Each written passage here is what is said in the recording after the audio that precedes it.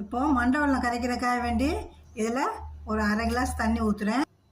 ஊற்றி இப்போ மண்டை வெல்லம் கரைக்கிறதுக்கு இதில் 1.5 கப்பு மண்டை வெல்லம் இதை அடுப்பில் வச்சுட்டு வர்றேன்.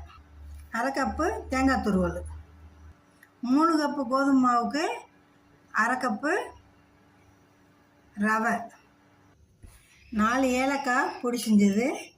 ஏலக்காய் பொடி நம்ம தோல் எடுத்துருவோம். 1 ஸ்பூனு எள்ளு. இப்போ இதெல்லாம் நல்லா கலந்துக்கிடுவோம். நல்லா கலந்ததுக்கு முன்னாடி இதில் ஒரு 4 ஸ்பூனு நெய் இருக்குது. நெய்க்கு பதிலாக டால்டா, வேறு பால் ஆடை கூட போடலாம். நல்லா இப்போ மிக்ஸ் பண்ணிடுவோம். இப்போ நல்லா மிக்ஸ் பண்ணியாச்சு.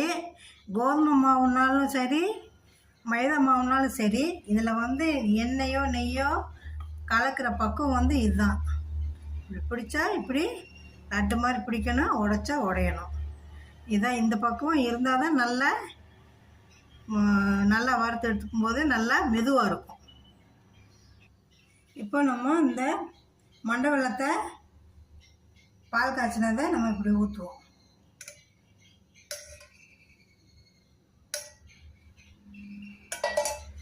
அது எதுவும் இல்லை, நயமான வெல்லம்.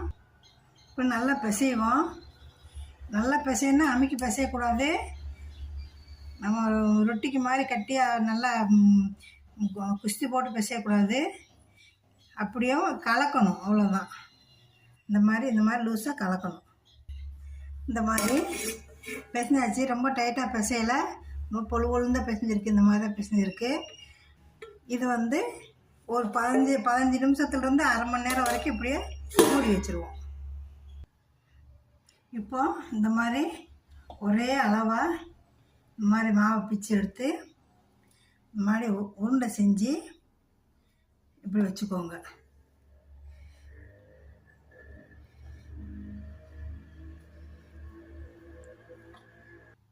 இப்போ இந்த மாதிரி உருண்டையில் உருட்டி வச்சுட்டு இப்போ இதை நம்ம வடை மாதிரி தட்டி இப்படி இந்த சைட்லெல்லாம் உடையத்தான் செய்யும். ஏன்னா நம்ம இதில் குறையா தண்ணி ஊற்றிருக்கோம். அதுக்காக நிறையா தண்ணி ஊற்றினா ஹார்டாயிரும். இதை வச்சுட்டு இந்த மாதிரி